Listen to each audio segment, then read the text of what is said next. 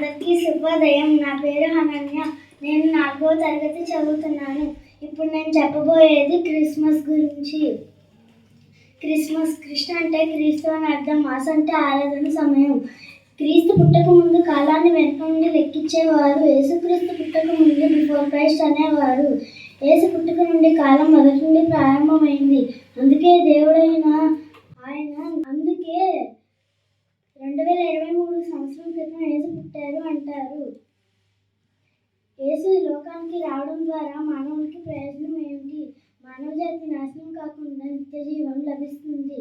చేసిన తప్పుకు ప్రాయశ్చిత్తం కలిగితే ఆ తప్పు మన మీద ఉండదు, శిక్ష మన మీదకి రాదు.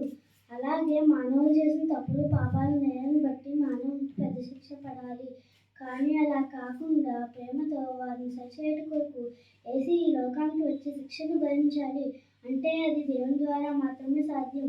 అందుకే దేవుడైన ఆయన నరరూపం దాల్చి యేసుగా కన్యకైన మరియ గర్భంలో పుడతారు. అలా పుట్టి 33 సంవత్సరాలు జీవించి మానవులందరి కొరకు కలువరి శిలువలో మానవులందరి శిక్షను తన మీద వేసుకొని ప్రాణం పెట్టారు. ఆయన అలా చేశారు కనుక దైవశక్తి ఆయనలోనికి వచ్చి 3 రోజుల తర్వాత తిరిగి లేస్తారు. యేసు పుట్టుక వలన మానవునికి సంతోషం, రక్షణ కలిగింది.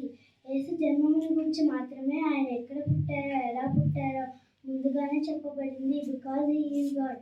అందరికీ క్రిస్మస్ శుభాకాంక్షలు.